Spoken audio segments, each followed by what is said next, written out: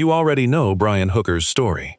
A dinghy accident, a missing dry bag, hours drifting alone toward Marsh Harbor. But here's what you don't know yet. Sources close to this investigation say Lynette Hooker was already dead before 8 p.m. that night. Read that again. Before 8 p.m. That means two things you need to hold on to for the next 9 minutes. First, Brian's entire dinghy story happens after his wife was already gone. Second, someone on that boat knew exactly what happened, and it wasn't Lynette telling anyone. We're going to walk through the evidence that breaks his timeline apart, piece by piece. We're going to show you why investigators think his story was never about survival. It was about covering something up. Stick with us, because by the end of this video, you'll understand exactly why the Coast Guard stopped treating this as a missing person case and started treating it as a murder investigation. If you want every update on this case the moment it drops, hit subscribe right now. Leadvale Crime follows every lead until there's an answer. Because right now, there isn't one. Right now, there's just a husband, a boat called Soulmate, and a timeline that doesn't add up. So let's start where the case actually starts. Not with the dinghy, not with Marsh Harbor, with the boat itself, and what investigators say it's already told them. To understand what really happened, you have to go back to the boat itself. Soulmate isn't just a boat. Right now, it's the most important piece of evidence in this entire case. Reports say investigators found signs of a struggle on board. Not a chaotic accident. A fight. Here's Promise 1, delivered. That contradiction we told you about? This is where it lives. If there's evidence of a struggle on the boat, Brian's story about Lynette bouncing off the dinghy alone doesn't just look shaky. It looks impossible. Now here's a detail that matters more than it seems. Witnesses say Lynette wore a pink Apple Watch that day. Her daughter Carly has confirmed she owned one. Apple Watches record almost everything. Heart rate, sudden falls, the exact moment your body stops moving.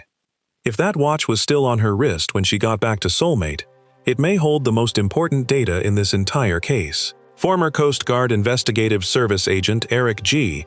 has explained that in cases like this, digital evidence becomes the backbone of the timeline. Phones, watches, onboard electronics, all of it reviewed piece by piece. That's not speculation. That's how these cases get built. Now think about Brian. Witnesses at the Abaco Inn describe him walking alone toward the dinghy dock around 7 p.m. Alone. Not with Lynette. If she was already gone by 8, and he's photographed walking to the dock alone at 7, you have to ask yourself something uncomfortable. What happened in that 1 hour in between? We don't know yet. But investigators reportedly do, or they're getting closer every single day. And the evidence on that boat only tells you what happened there. It doesn't explain the story Brian told everyone afterward. The evidence raises a harder question than what happened. It raises why he lied about it. Let's lay out exactly what Brian Hooker claims happened, because once you hear it in order, it stops sounding like an accident. Here are the 5 claims his story depends on. 1. Lynette bounced off the back of the dinghy. 2. She took the keys down with her, in a dry bag. 3. He lost an oar and had no way to paddle back. 4.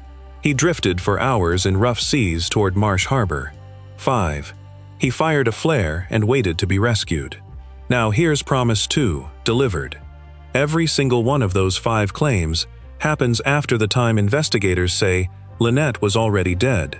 That's not a timeline problem. That's a fabricated story.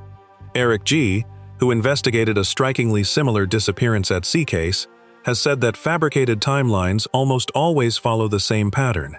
An initial version, then small changes once the person realizes they're being watched closely.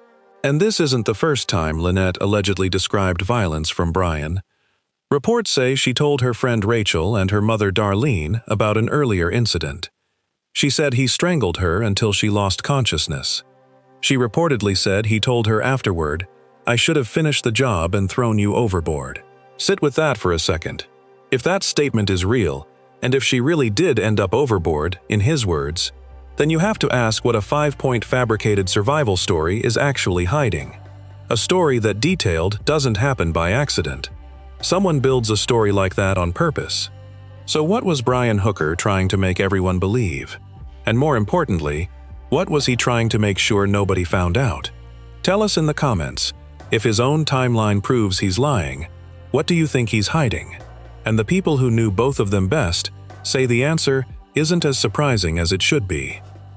Ask anyone who knew this couple to describe Lynette, and you'll hear the same words over and over. Warm, funny, salt of the earth. Ask them to describe Brian, and the words change completely.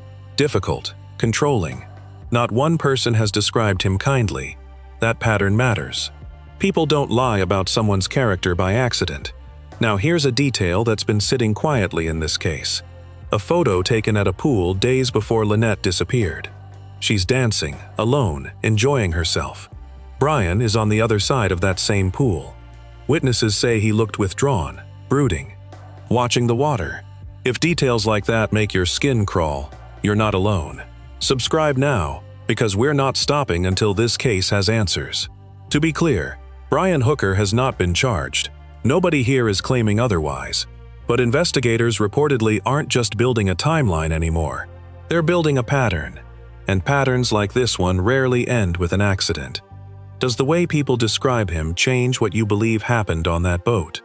Knowing what kind of man he might be isn't the same as knowing exactly what happened to Lynette. That answer still doesn't exist. Not publicly anyway. But everything you just heard still leads to the same place. No charges, no arrest, no confession. Here's where this case stands right now, today. The Coast Guard Investigative Service is still actively working this. No arrest has happened. Brian Hooker has not been charged with anything. Critical evidence is reportedly still coming in. Statements Brian gave to Bahamian police still being transferred. Digital forensics from Soulmate still being reviewed. Every piece takes time, and every piece brings this case closer to an answer nobody can undo. But right now, tonight, the facts you just heard stand on their own. Lynette Hooker was gone before 8 p.m. Brian's story about surviving alone at sea starts after that. Those two facts can't both be true. If you want to know the moment this case breaks open, subscribe and turn on notifications right now. Leadvale Crime is following every lead until there's justice for Lynette. What do you think really happened on Soulmate that night? Tell us below. We read every comment. Until the truth comes out, Lynette Hooker is still waiting for the story her husband hasn't told.